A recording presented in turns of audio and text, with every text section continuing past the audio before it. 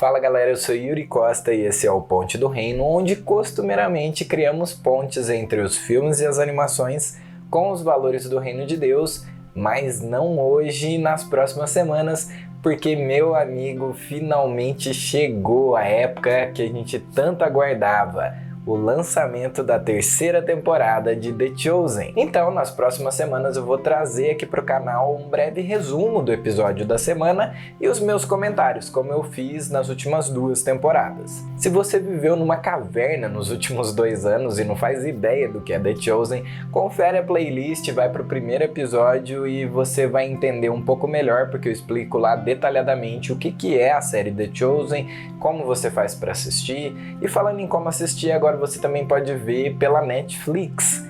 Quer dizer, pelo menos a primeira temporada, né? Mas a segunda e os episódios atuais que estão lançando a cada domingo, você pode assistir no aplicativo que é gratuito, chamado The Chosen. É só você baixar e assistir. Claro que os episódios novos são lançados exclusivamente em inglês, então talvez você fique um pouco perdido até eles lançarem as legendas ou a versão dublada, mas é por isso mesmo que eu tô aqui acompanhando cada um dos episódios junto com vocês, deixando claro tudo aquilo que você tá assistindo e talvez não tenha entendido muito bem. E eventualmente, quando sair a versão legendada e depois a versão dublada, você assiste de novo e de novo. Eu tenho certeza que eu vou assistir. Esse primeiro episódio, por exemplo, eu já vi 2 vezes e perdi as contas já de quantas vezes eu vi a primeira e a segunda temporada. Então vale a pena, assista mesmo se você não estiver entendendo muito bem e depois você confere o vídeo aqui do Ponte do Reino para esclarecer suas dúvidas. Ou então faz o contrário, né? Assiste o vídeo aqui primeiro e quando você for assistir o episódio,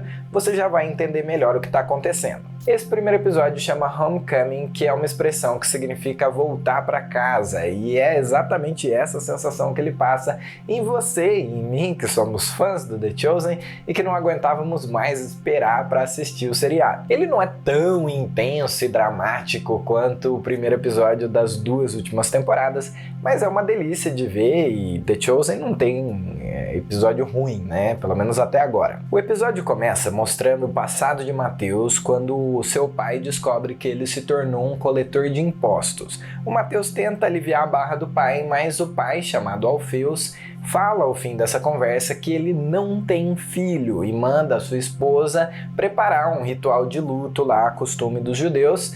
Ou seja, em outras palavras, ele está dizendo na cara do Mateus que ele morreu para ele. Bem pesado, né? E aí a gente volta para o exato ponto em que terminou a temporada anterior, para a pregação de Jesus, que ficou conhecida por nós como o Sermão do Monte. É muito legal porque ele fala vários trechos assim praticamente de 1 para 1, ou seja, se você tiver qualquer dúvida sobre o que ele está falando ali, é só conferir na sua Bíblia em Mateus capítulo 5 até o capítulo 7. Mas é legal ver a cara dos discípulos sendo impactados pelas palavras de Jesus, e esse comentário aqui de Maria com Mateus é incrível porque ele mostra exatamente o quão diferente é você ouvir a Jesus. How is he doing? For with the judgment you pronounce, Servant. you will be judged. The words are the same as written, but The measure you use Now will he's be saying measured them. to you. yes, Do also. Porque uma coisa é saber com a cabeça, mas outra é você ouvir Jesus dizendo as palavras para você.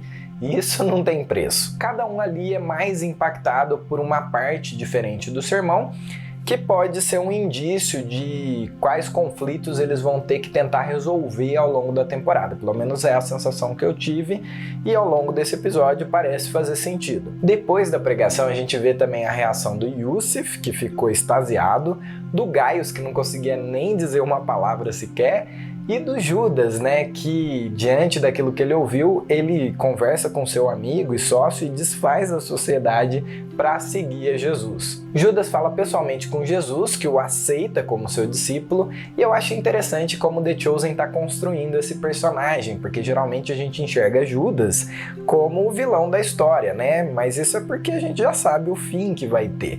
Mas o Judas era um discípulo, como todos os outros, que se torna um traidor.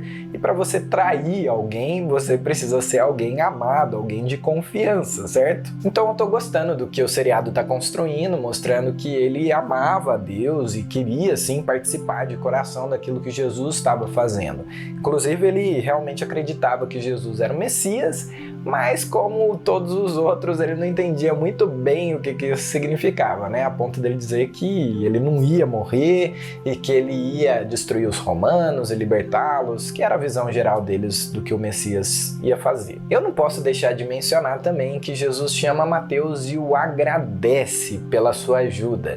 E o sorriso na cara de Mateus é impagável. Matthew, thank you for helping me. Yes, Rabbi. E essa frase mexeu muito comigo, porque ele devia estar pensando ali, cara, como que Jesus está me agradecendo? Como que eu posso ter sido útil? Posso ter ajudado Jesus? Se você não vê o peso disso, imagina esse mesmo Jesus que continua vivo até hoje, falando para você, filho, obrigado pela sua ajuda. Eu ouvi isso de Jesus e vou te dizer, ouvir isso realmente põe esse sorriso bobo aí, constrangido, na cara de qualquer um. Bom, Jesus termina aquele momento agradecendo a todos, apresentando Judas para os demais discípulos, orando por eles a bênção de Arão e então despedindo eles para suas casas para eles descansarem até o próximo encontro deles. Mas antes a gente é apresentado a uma nova personagem, a Joana, que é uma mulher muito rica do Palácio de Herodes, que aparece ali para abençoar o ministério de Jesus, e ela faz isso doando um tecido caríssimo. A Bíblia cita essa Joana, bem como outras mulheres que apoiavam o ministério de Jesus, em Lucas 8. E provavelmente esse tecido é aquele que é mencionado lá para frente na crucificação, em que os romanos não querem rasgar porque é um tecido muito caro, muito valioso. É legal ver essas coisas sendo construídas desde já, né? Ela dá notícias para Jesus sobre João Batista, que está preso lá no Palácio de Herodes, e leva André com ela às escondidas para ele visitá-lo. A gente também é apresentado a Jairo, um novo administrador da sinagoga de Cafarnaum, que menciona que tem uma filha de 12 anos. Pegou a referência? Jairo, filha de 12 anos.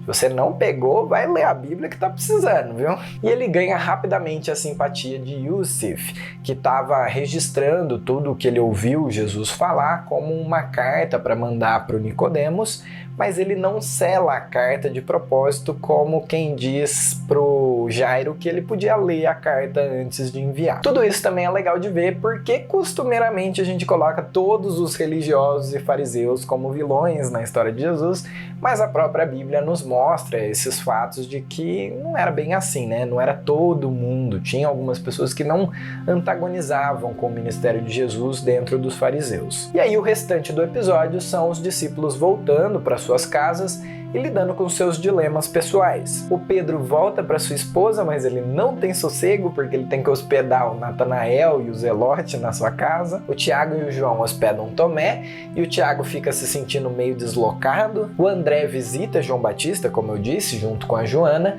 e a mulher demonstra nessa conversa não ter entendido muito bem ou muitas coisas que Jesus ensinou no sermão, mas ter ficado encantada com tudo aquilo que ele falou. Nothing that made sense. Everything backwards. The poor, the grieving, the meek, all elevated. Blessed. Yes, and other things reversed. Love your enemies. Who can love their enemy? He can. E João afirma sua fé no Messias, que eventualmente o libertaria, e manda André de volta para que ele esteja com o mestre e o ouça. As demais mulheres ficam na casa da Maria e comentam sobre a Joana e o presente caro que ela deu, e parece que isso incomodou especialmente a Ramar de alguma forma. E o Mateus aparece ali na frente da casa delas, meio sem graça, sem saber direito para onde ir, porque a casa que ele tinha em Cafarnaum ele deu para o seu pai, que, como a gente viu no começo do episódio, o considerava morto. E aí a gente tem 3 cenas importantes. A primeira é Judas conversando com a sua irmã, deixando a escritura da casa para ela, abrindo mão de tudo que ele tinha para seguir a Jesus, e a irmã parece bastante preocupada com a segurança dele. Só que nessa conversa ela diz algo que eu fiquei bem intrigado. You're all I have left in this world. You have your husband, your beautiful daughters. No, I mean... You know what I mean. Tá, ele pode saber, mas a gente ainda não sabe o que ela quis dizer com isso, mas eu tenho um palpite. Será que a irmã do Judas não é a mulher do fluxo de sangue e que o que ela quis dizer é que ela tá sofrendo muito e não sabe quanto tempo de vida ela ainda tem? É só um palpite, mas The Chosen gosta de fazer esse tipo de associação de personagem, então a gente vai ter que esperar para ver. A outra cena importante é o André, impactado pelas palavras de Jesus, indo até Maria Madalena pedir perdão para ela pelas coisas horríveis que ele disse para ela na temporada anterior. O que é incrível, porque mostra que como discípulos de Jesus, eles não apenas ouviam o mestre, mas eles obedeciam às suas palavras. E falando nisso, o episódio termina com Mateus, de igual forma, pensando em obedecer e se reconciliar com seu pai, indo até a casa dele. Alpheus.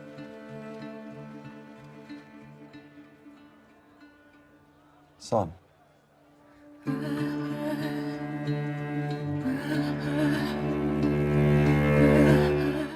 E é assim que esse episódio acaba, mostrando discípulos muito humanos, né?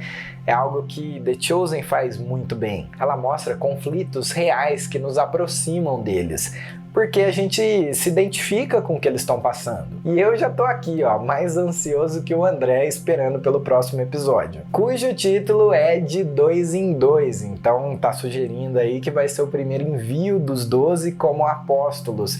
E eu acho que vai ser sensacional. Lembre de dar like no vídeo, se inscrever no canal para ficar por dentro de tudo e acompanhar junto comigo cada um dos episódios de The Chosen. Segue o Ponte do Reino nas redes sociais e compartilhe o conteúdo do canal por lá com seus amigos. Afinal, como eu sempre digo aqui, todo mundo tem que ver The Chosen.